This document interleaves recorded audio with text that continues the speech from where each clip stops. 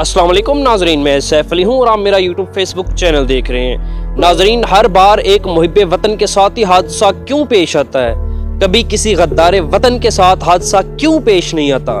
ये एक सोचने की बात है, एक फिक्र करने की बात है।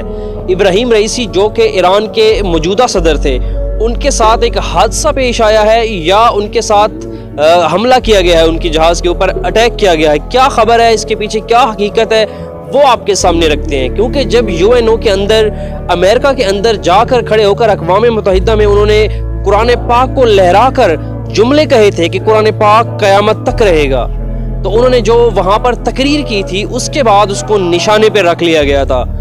उसके बाद ईरानी सदर ने बहुत दफ़ा इसराइल और अमेरिका को ललकारा है। ये दुनिया की बड़ी सुपर पावर मुल्क हैं जिनको ईरानी सदर ने ललकारा था।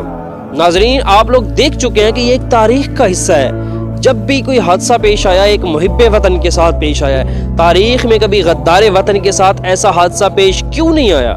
ये एक समझने की बात है। आइए मैं आपको बताता हूँ।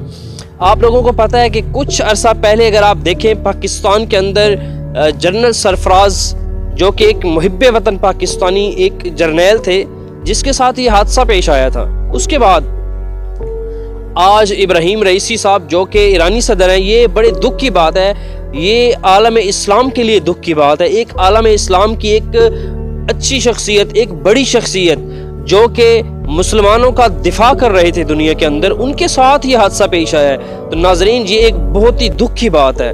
अब देखते हैं इसके ऊपर ईरान का क्या रिएक्शन आता है। ईरान की जितनी भी टीमें हैं, ईरान की जितनी भी आर्मी है, उनकी जो एजेंसीज हैं, वो इस बात का पता लगाने के अंदर लगी हुई हैं कि ये हादसा पेश कैसे आया और क्या ये हादसा था या एक हमला था। उसके पीछे क्या हकीकत थी, वो इंशाअल्लाह बहुत जल्द आप लोगों के सामने आ जाएगी।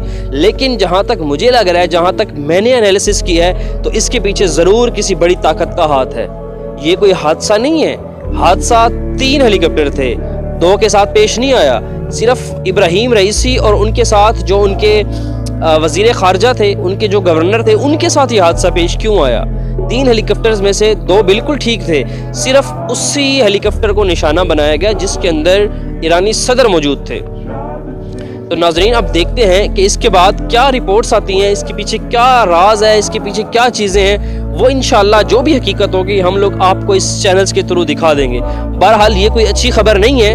अब जो रिपोर्ट्स बताई जा रही हैं वो ये बताई जा रही हैं कि ईरानी सदर आज़रबाईजान गया था। वहाँ पर जो उनके सदर थे, वहाँ पर उनसे उनकी मुलाकात हुई है। मुलाकात के बाद बिल्कुल ठीक सही सलामत उनके जो फोटोज थे वो भी सोशल मीडिया के ऊपर देखे जा सकते हैं, वायरल हुए हैं। उनके बाद जब वो वापस ईरान की तरफ आ रहे थे, तो रास्ते में मौसम की ख़राबी की वजह से उनके जहाज़ के अंदर कोई ख़राबी आई, हेलीकॉप्टर के अंदर, जो कि वहाँ पर उन्होंने पहले ये खबर चल रही थी BBC के ऊपर कि उनके जहाज़ को सिर्फ मौसमी ख़राबी की वजह से लैंड कर लिया गया, उनके हेलीकॉप्टर को।